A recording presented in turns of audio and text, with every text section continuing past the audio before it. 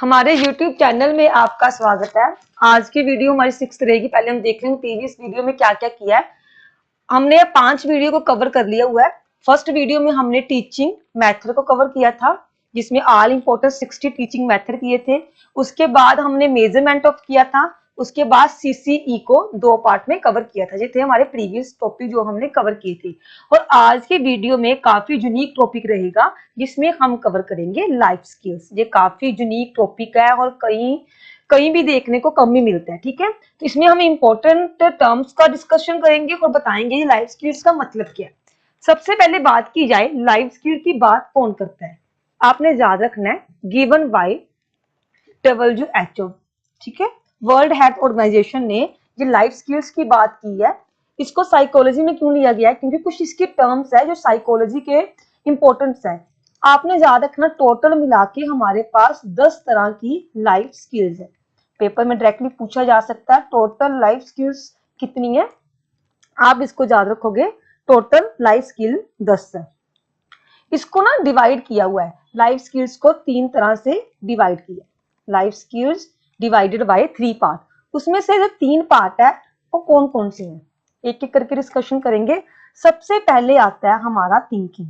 Thinking मतलब जो सोच है, कॉग्निटिव कह लो। ठीक है, थिंकिंग स्किल्स।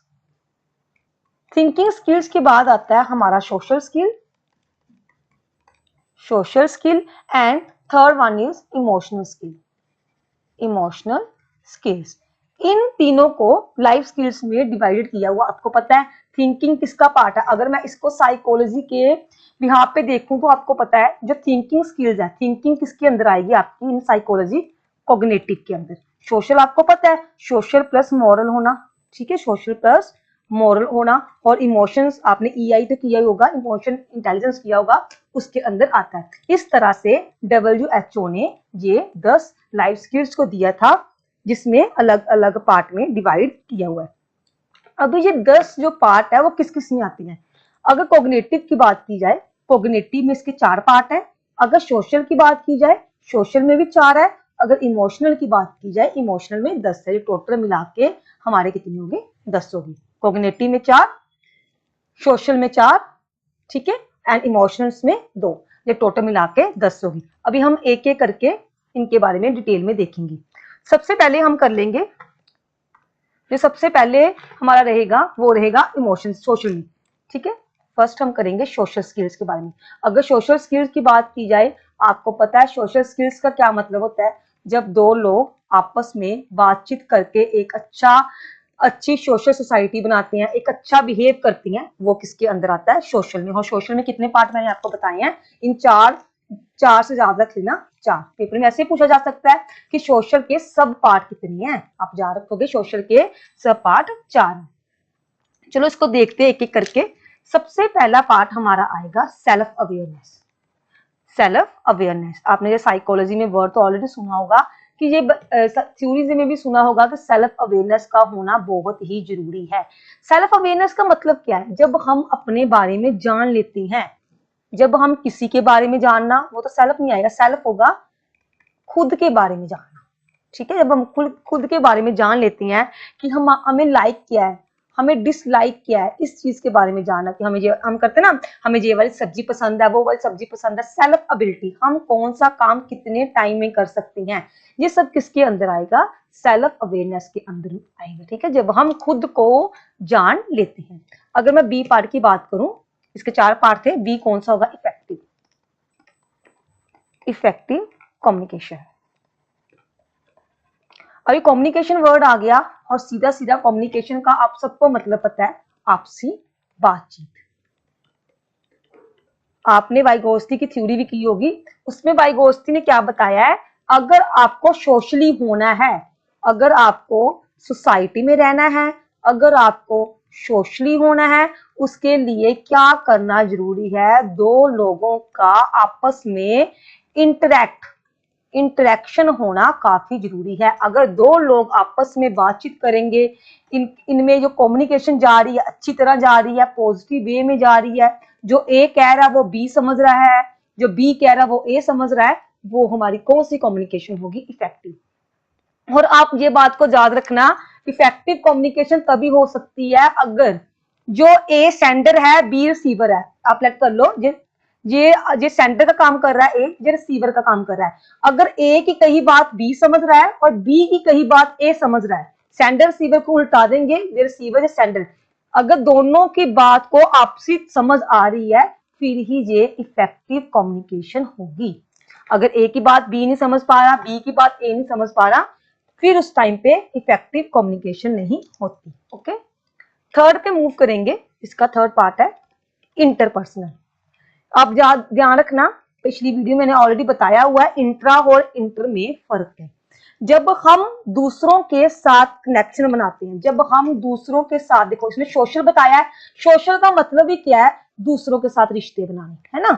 जब हम दूसरों के साथ रिलेशन बनाते हैं, कनेक्ट होते हैं, जब आपसी कनेक्शन होती है, कनेक्टिंग करते हैं, कोई बात ऐसी करते हैं जिससे क्या बनेगा, इंटरपर्सनल। अगर वर्ड होता इंट्रा, इंट्रा का मतलब क्या होता है, खुद के बारे में।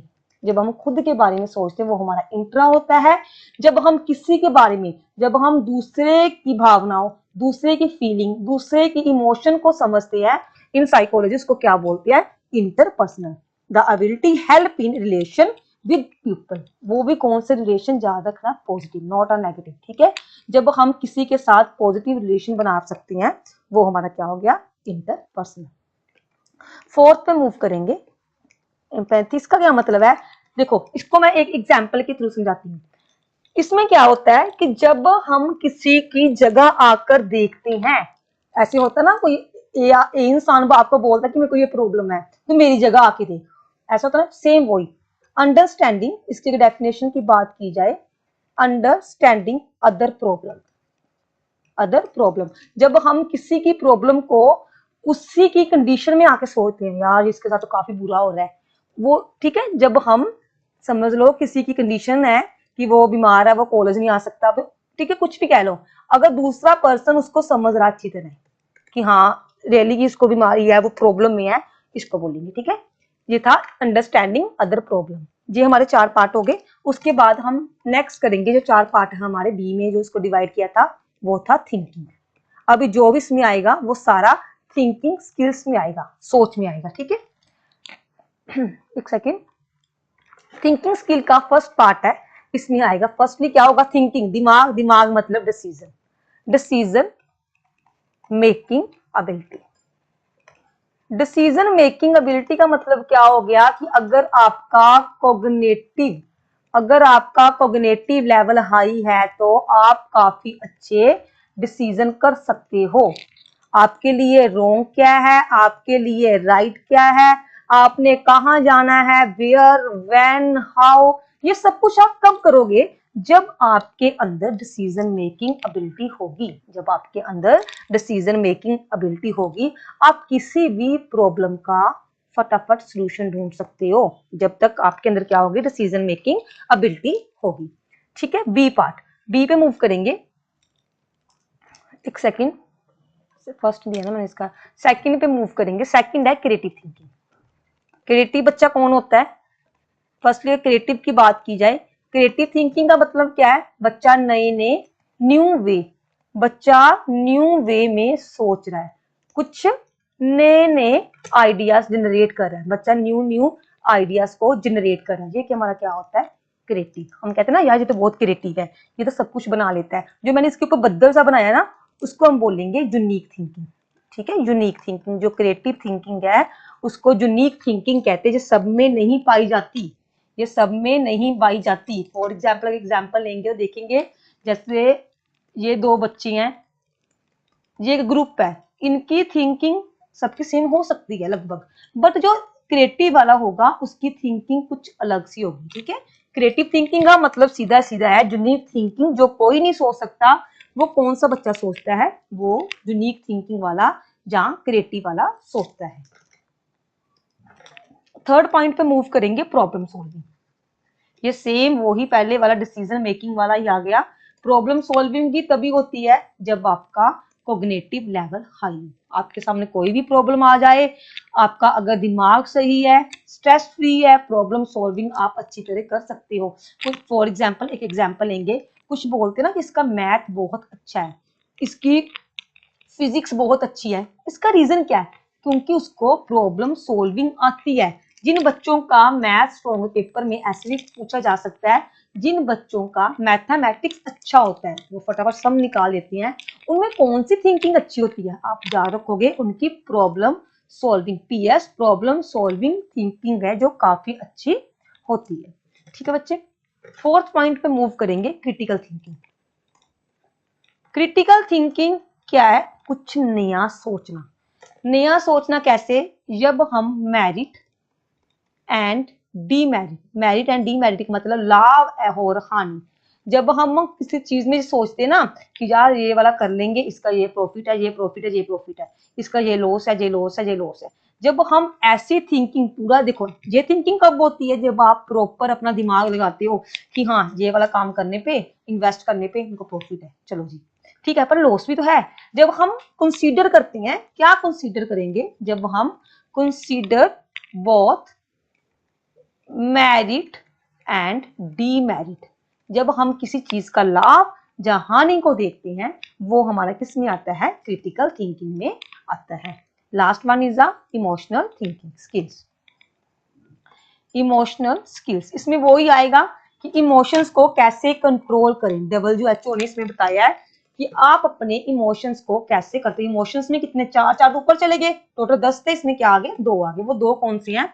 फर्स्ट टेस्ट में स्ट्रेस मैनेजमेंट, फर्स्ट टेस्ट में स्ट्रेस मैनेजमेंट, आपको किसी चीज का स्ट्रेस हुआ वो कैसे मैनेज करोगे। फॉर एग्जांपल देखो, ये स्ट्रेस वो नहीं है कि हाँ कौन सा, इसमें होगा स्टडी का स्ट्रेस। फॉर एग्जांपल पेपर आ गया, उसको कैसे मैनेज करोगे? ये सोचते रहोगे यार पेपर को 1 मंथ रह गया, पेपर को 10 दिन रह गए, पेपर को ये करोगे या उसकी जगह स्टडी करोगे? क्या करोगे आप? उस तरीके को कैसे रिड्यूस, हाउ टू, एक सिंपल लिखूंगी line, how to reduce your stress, आप अपने स्ट्रेस को कैसे रिड्यूस करोगे?